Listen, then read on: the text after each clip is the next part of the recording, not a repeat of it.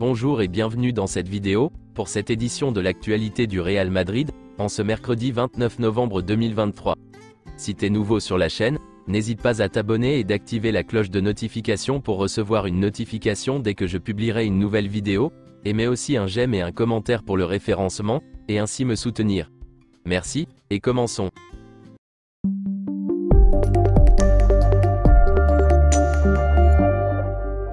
Voici quelques photos de la séance d'entraînement d'hier, pour préparer le match contre Naples. Voici le groupe du Real Madrid qui a été convoqué pour affronter Naples. Les absents sont Courtois, Kepa, Militao, Tchouaméni, Camavinga, Modric, Arda Güler, et Vinicius Junior. Et voici quelques déclarations de Carlo Ancelotti en conférence de presse d'avant-match. Le match d'aujourd'hui nous permet de bien terminer la phase de groupe, dans laquelle nous avons été très bons jusqu'à présent. Nous avons une nouvelle opportunité et nous voulons jouer le meilleur match possible, c'est le plus important. L'arrivée de Mazzarri à Naples, c'est un entraîneur très expert, qui connaît très bien le football italien. C'est un grand ami, et je crois que le changement d'entraîneur ajoute toujours une motivation supplémentaire aux joueurs. Cela s'est passé lors du match contre l'Atalanta. Il peut apporter de l'expérience et sa connaissance du jeu. Les blessures ? Beaucoup parler des problèmes que nous avons avec les blessés est un manque de respect pour ceux qui vont jouer et ceux qui sont là. Ils sont très bons. Nous devons penser à ce que nous avons, car ils apportent comme personne ne s'y attendait. Si nous sommes au niveau avec tous ces problèmes, cela signifie, même si vous ne le croyez pas, que cet effectif est très bon. Le centre de formation ? Vous avez beaucoup parlé du fait que le centre de formation ne jouait pas, mais désormais il faut profiter de sa qualité. Nico Paz et Gonzalo Garcia ont joué, Mario fera partie des convoqués. Théo peut également être là. J'ai une grande confiance en eux, et Raoul réalise un travail fantastique. Les joueurs sont prêts pour jouer avec nous, même si je dois donner la priorité aux joueurs de l'équipe première qui ont peu joué. Je suis tranquille avec le centre de formation, car ils sont prêts à jouer avec nous. L'adaptation de Jude Bellingham ? Il est très intelligent, professionnel, sérieux et mature. Le plus important reste qu'il est un joueur fantastique, et tous les grands joueurs s'adaptent facilement au football de tous les pays. Les performances de Lunin ?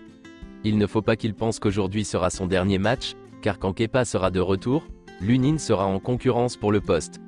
Lunin s'en est gagné le droit, car il est très bon.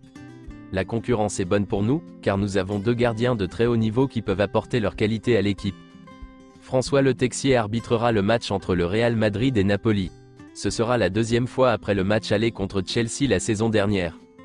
Voici à quoi devrait ressembler le maillot domicile du Real Madrid pour l'année prochaine. Vinicius Junior a remporté le prix Samba Gold 2023, pour le meilleur joueur brésilien en Europe, mettant fin à la série de 3 prix consécutifs de Neymar. Andriy Lunin a été surpris et dérangé par la récente déclaration d'Ancelotti à son sujet après le match de Cadix, et à celui de Kepa. De plus, les joueurs dans le vestiaire ne comprennent pas cette déclaration, et pensent qu'elle était inappropriée. L'avenir d'Andriy Lunin est plus incertain que jamais en raison de l'insistance d'Ancelotti à vouloir un autre gardien de but et des revers subis. Le conseil d'administration comprendrait parfaitement Lunin s'il décidait de partir. Andriy Lunin est très apprécié dans le vestiaire, et le joueur s'en est rendu compte récemment.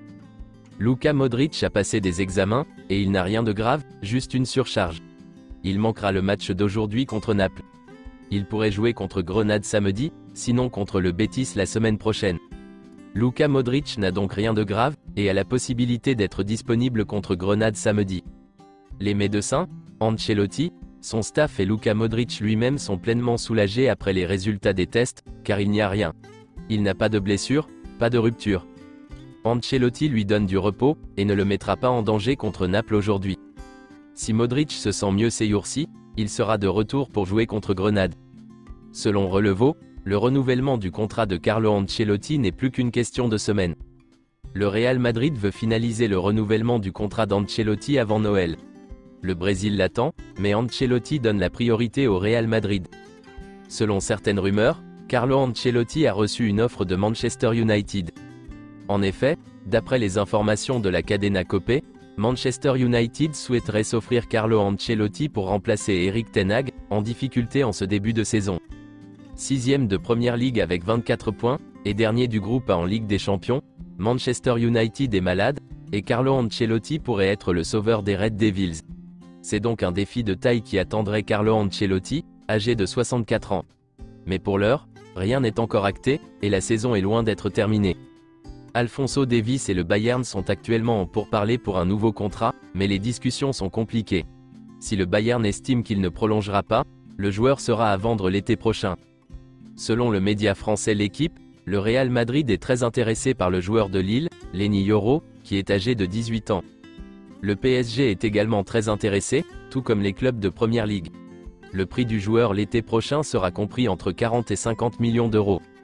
Selon Fabrizio Romano, le Real Madrid insiste sur le fait qu'il n'est pas en négociations actives pour recruter Mauro Icardi, pour le mercato de janvier, malgré les liens récents. Les excellentes performances d'Icardi ne sont pas passées inaperçues en Europe, mais le Real Madrid refuse ce genre de plan. Le club se réjouit de l'arrivée d'Hendrick le 24 juillet. C'est tout pour cette édition de l'actualité du Real Madrid, et merci d'avoir suivi la vidéo. Abonne-toi et mets un j'aime si t'as aimé la vidéo, et mets aussi un commentaire en donnant ton avis, et à la prochaine pour plus d'infos sur le Real Madrid.